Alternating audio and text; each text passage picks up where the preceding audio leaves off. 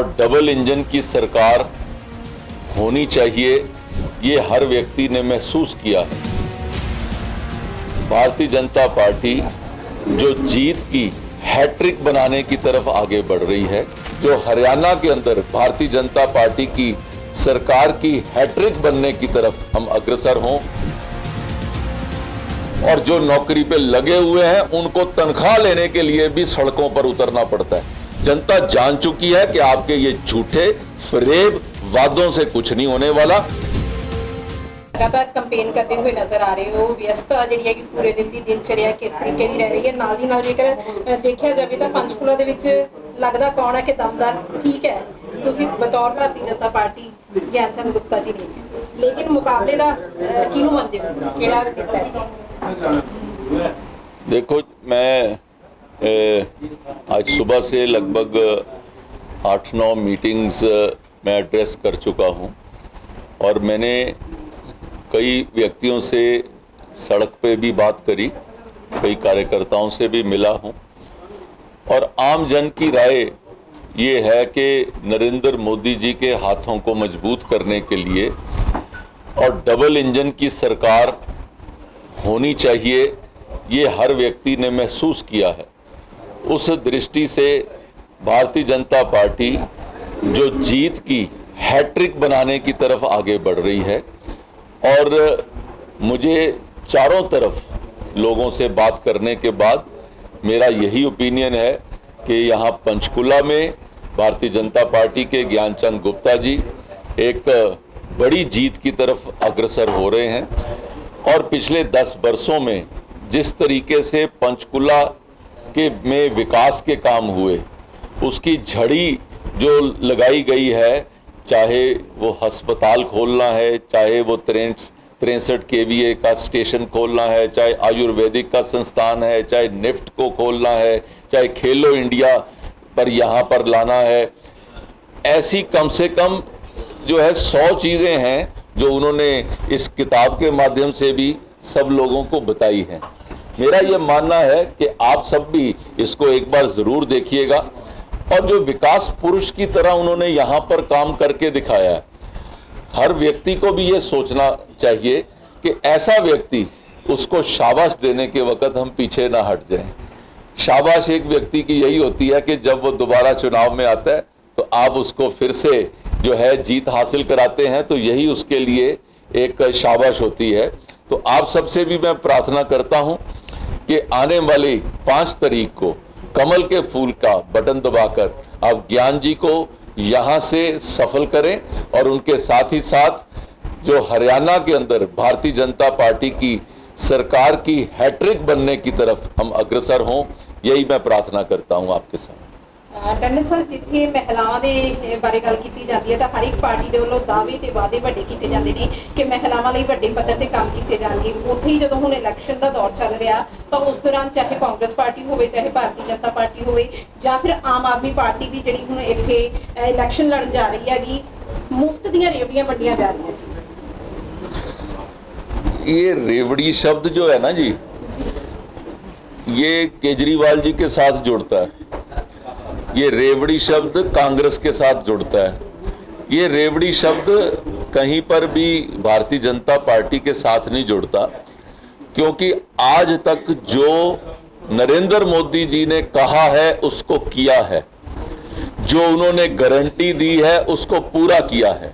मैं आपको 10 तरह की चीजें गिनाता हूं जो दूसरे लोगों ने गारंटियां दी थी, कहा था, लेकिन आज तक नहीं किया। इसका मतलब सिर्फ वोट लेने की बात ही के लिए ही उन्होंने गारंटियां दी थी या वोट लेने के लिए ही उन्होंने बात कही थी?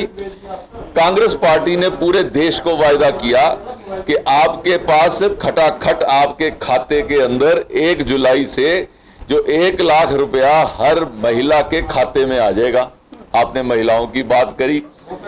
कांग्रेस पार्टी ने हिमाचल के चुनाव के समय कहा था कि 1500 रुपए हर महिला के खाते में हर महीने आएंगे, आज तक नहीं आए। झूठ बोलने की भी कोई इंतहा होती है। गांव में जाकर किसी जो वहां की महिला के खाते में गूगल के वहां से पे से पैसे ट्रांसफर करके बोलते कि आज देखिए कि आपके पैसे जो हैं इस तरीके से आपके शुरू हो गए हैं, इनके खाते में आ गए हैं, आपके खाते में आने शुरू हो जाएंगे। अभी भी बाई इलेक्शन के समय पर भी सोशल वेलफेयर डिपार्टमेंट के दफ्तर में लोगों को बुलाकर जो है फार्म भरने शुरू कर दिए। हमारे पंजाब में कहते हैं पल्ले नहीं धेला कर दी मेला मेला। एहो जी सरकार उत्थे जिहड़ी हैगी है जो हिमाचल दे विच काम कर रही है, आज वो लोग जवाबदेह होने चाहिए कि भाई आपने ऐसे वायदे किए, आपने ओपीएस का वायदा किया कि हम ओल्ड पेंशन स्कीम लाएंगे, आप नहीं लाए। आपने 2 रुपए में गोबर खरीदने की बात करी, 2 रुपए किलो, आपने गोबर नहीं खरीदा। गैयां भी नाराज हो रही हैं भाई। आपने कहा कि हम दूध खरीदेंगे 80 रुपए किलो के हिसाब से, आपने दूध नहीं खरीदा। आपने कहा कि हम जो है यहाँ पे 5 लाख लोगों को जो नौकरियां देंगे, नौकरियां तो आपने क्या देनी थी, जिनकी नौकरियां थी आपने छीन ली, और जो नौकरी पे लगे हुए हैं उनको तनख्वाह लेने के लिए भी सड़कों पर उतरना पड़ता है। पेंशन तो आपने क्या देनी थी, पेंशन दी नहीं। पेंशन मांगने वालों को सड़क पे आना पड़ता है कि भाई 3-3, 4-4 महीने हो गए, पेंशन तो दे दो। इस तरीके से आपने लोगों को कहा 300 यूनिट बिजली फ्री देंगे। हमारी सरकार 125 यूनिट गरीबों को फ्री देती थी, 125 यूनिट बंद कर दिए और 300 आपने दिए नहीं। आज जनता को किस मुंह के साथ आप ये ऐसी लुभावनी बातें करना चाहते हैं? जनता जान चुकी है कि आपके ये झूठे फरेब वादों से कुछ नहीं होने वाला। मोदी जी ने एक गारंटी दी चुनाव के समय कि मैं आपको गारंटी देता हूं कि आयुष्मान भारत के माध्यम से 70 साल से ऊपर वाले हर व्यक्ति को 5 लाख रुपए सालाना कार्ड दिया जाएगा ताकि वो अपने स्वास्थ्य का ख्याल रख सके। आपने सबने देखा होगा, कैबिनेट ने वो पास किया और वो हर व्यक्ति को 70 साल से ऊपर वाले व्यक्ति को कार्ड मिलना शुरू हो गया। ये होती है मोदी की गारंटी। और दूसरी तरफ ये सारे जो हैं जो झूठ बोलने वाले लोग हैं, चाहे वो जो है गांधी परिवार है और चाहे वो केजरीवाल परिवार है, वो आपके सामने है। आप ये रेवड़ी बांटने वालों से जरा खबरदार रहें और जो गारंटी है, जो सच की गारंटी है, उसका साथ दें। सर आखिरी सवाल लवांगे, सुनीता केजरीवाल ਜਦੋਂ केजरीवाल जेल ਦੇ ਅੰਦਰ ਸੀ ਤਾਂ ਉਸ ਸਮੇਂ ਹਰਿਆਣਾ ਦੇ ਵਿੱਚ ਆਉਂਦੇ ਨੇ, केजरीवाल ਨੂੰ ਹਰਿਆਣਾ ਦਾ ਬੇਟਾ ਕਹਿ ਕੇ ਚੁਣਾਵ ਪ੍ਰਚਾਰ ਕਰਦੇ ਹੋਏ ਨਜ਼ਰ ਆਉਂਦੇ ਨੇ ਤੇ ਨਾਲ ਦੀ ਨਾਲ ਗੱਲ ਕੀਤੀ ਜਾਵੇ केजरीवाल ਜਦੋਂ ਬਾਹਰ ਆ ਗਏ ਨੇ ਤੇ ਉਹ ਹੁਣ ਕਹਿੰਦੇ ਨੇ ਕਿ ਹਰਿਆਣਾ ਦੇ ਵਿੱਚ ਇਹਦਾ ਪੋਸੀਬਿਲਿਟੀ ਹੈ ਹੀ ਨਹੀਂ ਕਿ ਉਹਨਾਂ ਤੋਂ ਬਿਨਾਂ ਸਰਕਾਰ ਬਣ ਜਾਏਗੀ। केजरीवाल जी जिस वक्त राजनीति में आए थे ना, तो उस वक्त लोगों ने उनको मुंगेरी लाल का नाम दिया था। मुझे लगता है कि आज तक वो मुंगेरी लाल की तरह ही चल रहे हैं।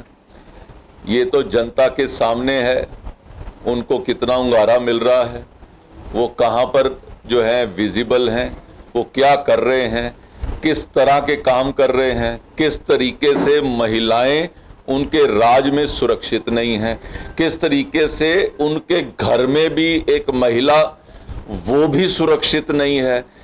ये चीज़ तो आज उनको जवाब देना चाहिए। आज हम इस बात का उनको पूछें, उसकी बजाय वो जवाब दें कि आपके पार्टी की महिला कहती है कि मेरी जो है मेरे साथ अभद्र व्यवहार किया गया है, आप उसके बारे में क्या कहते हैं? मुझे लगता है केजरीवाल जी के दिन लद गए हैं और भारतीय जनता पार्टी दिल्ली में भी सरकार बनाने की तरफ आगे बढ़ेगी।